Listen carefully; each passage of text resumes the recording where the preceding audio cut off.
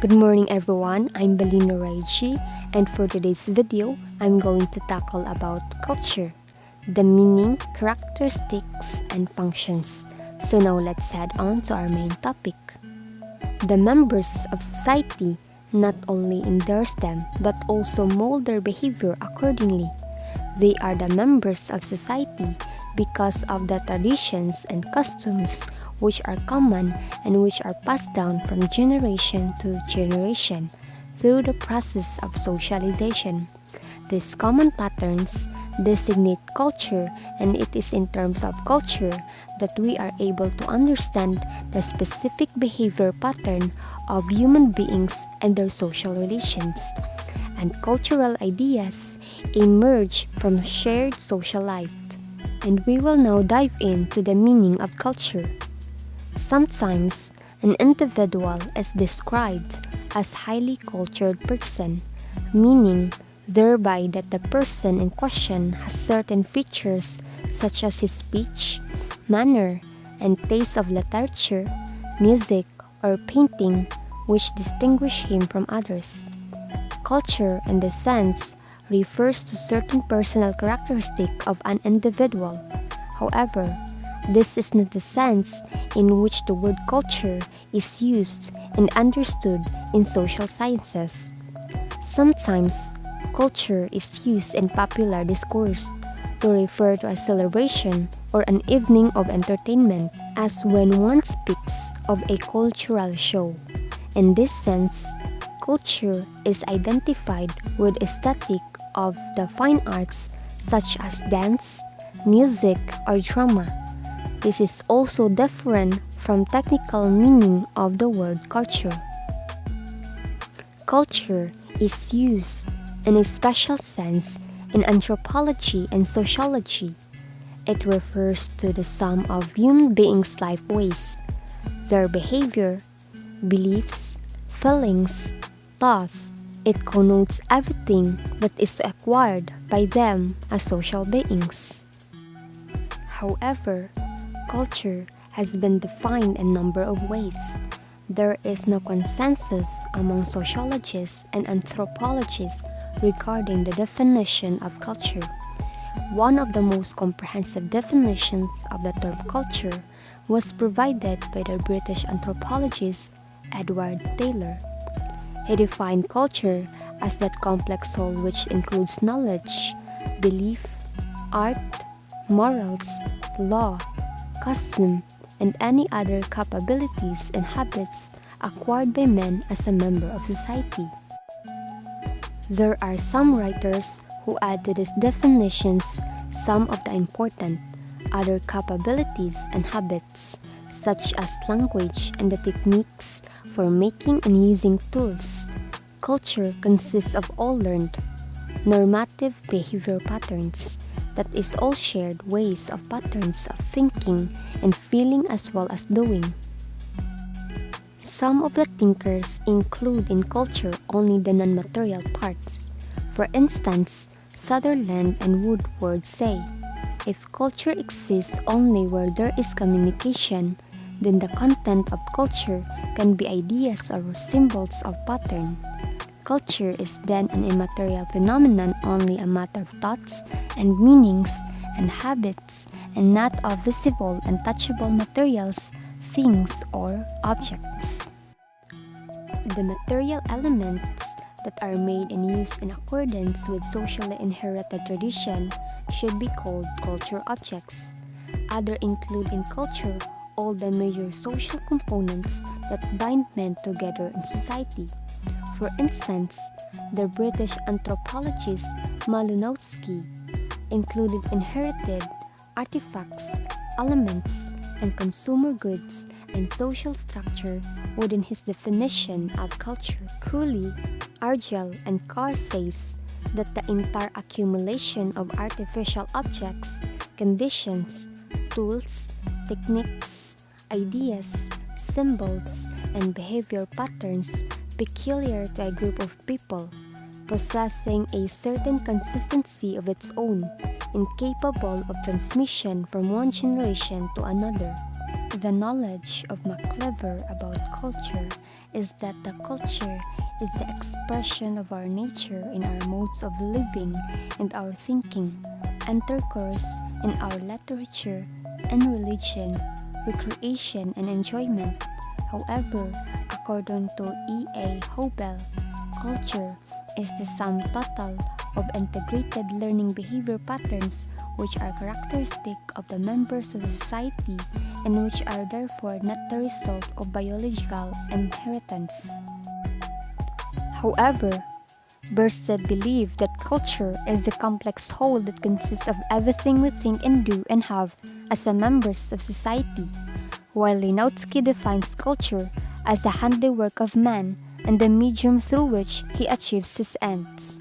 And combining several of these definitions, we may define culture as a sum total of human achievements or the total heritage of man, which can be transmitted to man by communication and tradition. It is a way of life of the people in a certain geographical area, lifestyle and social pattern of society, being the direct consequence of accumulated heritage of ages, past distinguish and differentiate one community from another.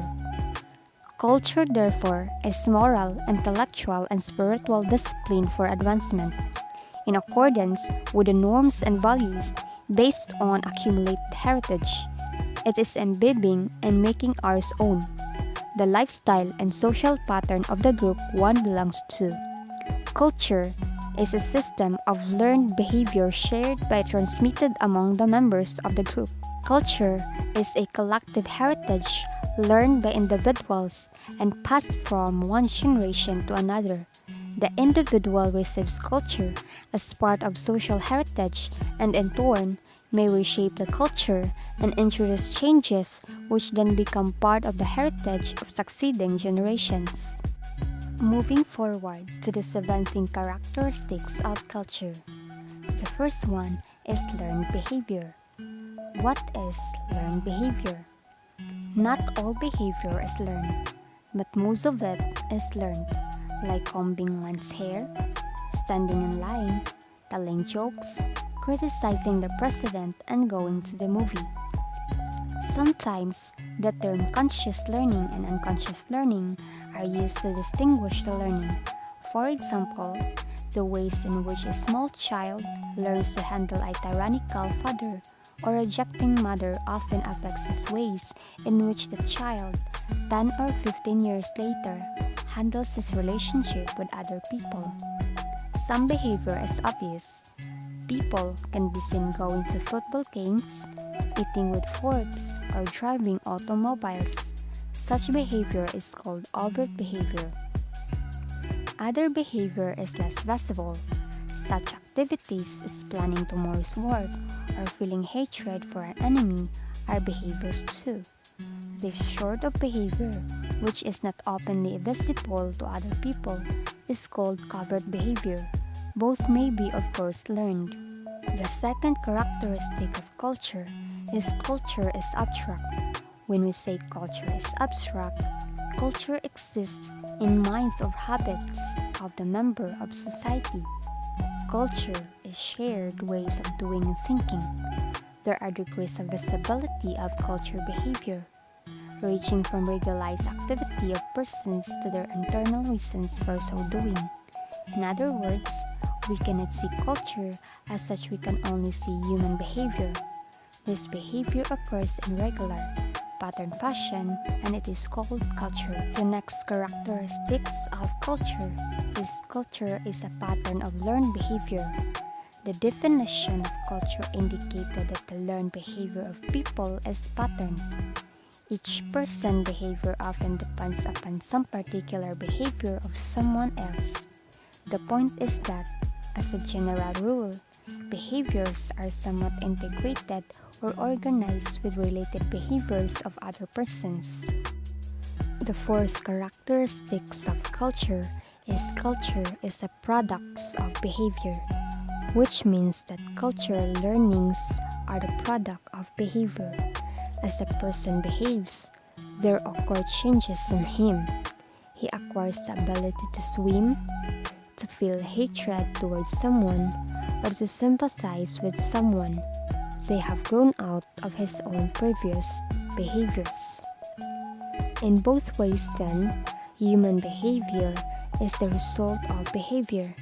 The experience of other people are impressed on one as he grows up, and also many of his traits and abilities have grown out of his own past behaviors. The fifth characteristic is culture includes attitudes, values, knowledge. There is widespread error in the thinking of many people who tend to regard ideas, attitudes, and notions which they have as their own. It is easy to overestimate the uniqueness of one's own attitude and ideas. When there is agreement with other people, it is largely unnoticed, but when there is a disagreement or difference, one is usually conscious of it. Your differences, however, may also be cultural. For example, suppose you are Catholic and the other person is a Protestant. The next characteristics of culture is culture also includes material objects, which means that man-behavior results in creating objects. Men were behaving when they made these things. To make these objects required numerous and various skills, which human being gradually built up through the ages. Man has invented something else, and so on. Occasionally, one encounters the view that man does not really make steel or battleship. All these things first existed in a state of nature. Man merely modified their form, changed them from a state in which they were to the state in which he has uses them. The chair was first as a tree, which man surely did not make, but the chair is more than trees, and the jet airplane is more than the iron ore, and so forth. The seventh characteristics of culture is shared by the members of society. The patterns of learned behavior and the results of behavior are possessed not by one or a few persons, but usually by a large proportion. Persons may share some part of culture in equality, and some of the people share different aspects of culture. The next characteristics is culture is superorganic. It implies that culture is somehow superior to nature. The word superorganic is useful when it implies that what way may be quite different phenomena from a cultural point of view. For example, a tree means different thing to the botanist who studies it, the old woman who uses it for shade in the late summer afternoon, the farmer who picks its fruit, the motorist who collides with it, and the young lovers who carve their initials in this trunk. The same physical objects and physical characteristics, in other words, may constitute a variety of quite different cultural objects and cultural characteristics. Culture is pervasive. The pervasiveness of culture is manifest in two ways. First, culture provides an unquestioned context within which individual actions and response take place. Not only emotional action, but rational actions are governed by cultural norms. Second, is culture pervades social activities and institutions. The next characteristic is culture is a way of life. According to the source, a culture is a historical derived system of explicit and implicit design for living, which tends to be shared by all and special designed members of a group. When we say explicit culture, it refers to similarities in word and action which can be directly observed. Culture is a human product. There is unconscious tendency to defy culture, to endow it with life and treat it as a thing. In a strict sense, therefore, culture does not do anything on its own. It does not cause the individual to act in a particular way, nor does make it the normal individual into a mala-adjust one. Culture, in short, is a human product. It is not independently endowed with life. For example, the styles of dress, political views, and the use of recent labor-saving devices. One does not acquire a behavior pattern spontaneously. He learns it. That means that someone teaches him and he learns. Much of the learning process, both for the teachers and the learners, is quite unconscious, unintentional, or accidental. Culture is continually changing. There is one fundamental and inescapable attribute of culture, the fact of unending change. Some societies and sometimes change slowly, and hence, in comparison to other societies, seem not to be changing at all. But they are changing even though not obviously so. Culture is variable. Culture varies from society to society, group to group. Hence, we say culture of India or England. Further, culture varies from group to group within the same society. There are subcultures within a culture, cluster of patterns which are both related to general culture of the society and yet distinguishable from it are called subcultures. Culture is an integrated system. It possesses an order and system. Its various parts are integrated with each other, and any new element which is introduced is also integrated. Culture is idealistic. It embodies the ideas and norms of a group.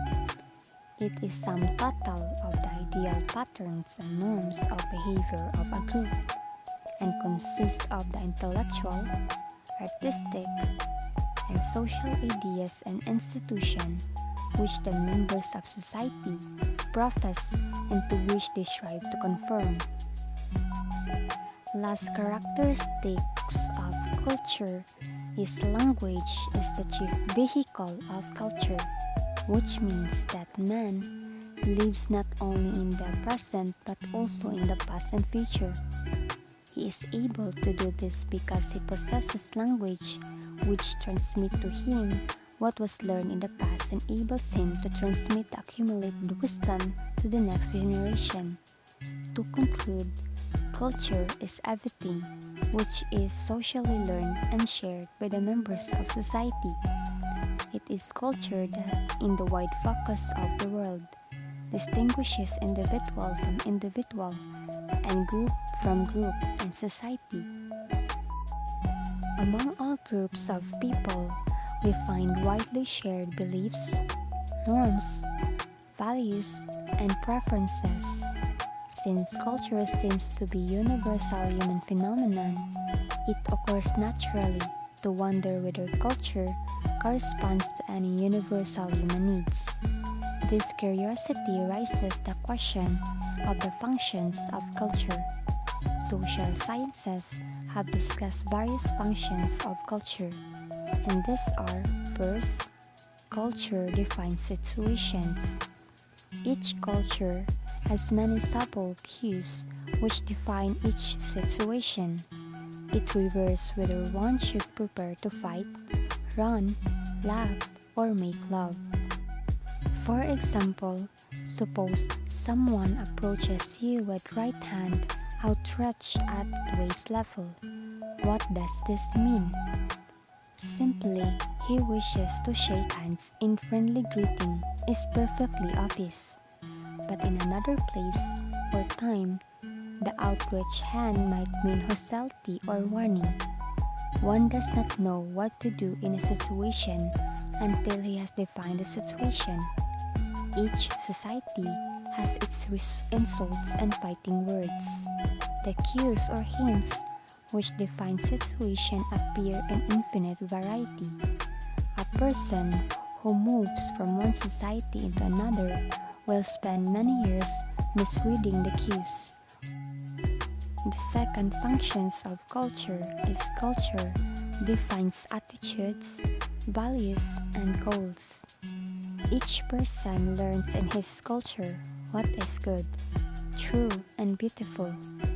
Attitudes, values, and goals are defined by the culture, while the individual normally learns them as unconsciously as he learns the language. Attitude are tendencies to feel and act in certain ways. Values are measures of goodness or desirability. The functions of culture defines myth, legends, and the supernatural. Myths and legends are important part of every culture. They may inspire, reinforce effort and sacrifice and bring comfort.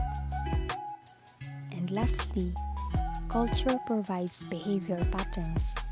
The individual need not to go through painful trial and error learning to know what foods can be eaten without poisoning himself, or how to live among people without fear. He finds a ready-made set of patterns awaiting him which he needs only to learn and follow. Let's now define the relationship between culture and society. The relationship between society, culture, and personality is stressed by Ralph Lenton. A society is an organized group of individuals. A culture is an organized group of learned responses. The individual is a living organism capable of independent thought, feeling, and action, but with his independence limited and all his resources profoundly modified by contact with the society and culture in which he develops.